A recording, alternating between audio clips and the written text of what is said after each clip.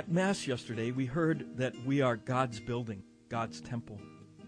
Today, we celebrate a pope, one of the few who was given the title Great, Pope St. Leo the Great.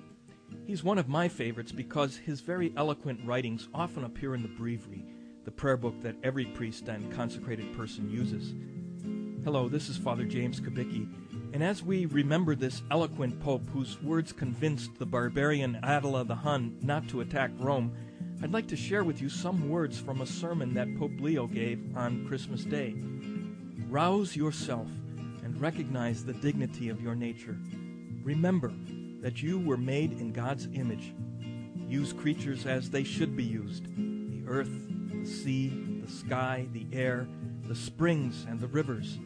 Give praise and glory to their Creator for all that you find beautiful and wonderful in them.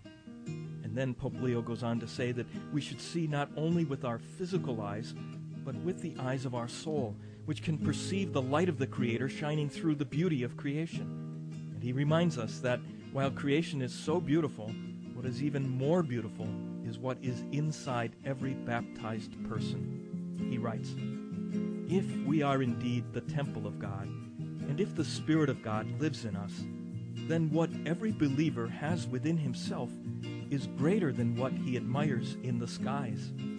Did you catch that? Beyond all the beauties of a sunset or the moon and the stars is the beauty of a soul in grace. And that makes sense because the Creator Spirit, who makes the baptized person his temple, is who we find within ourselves if we but take the time to pray.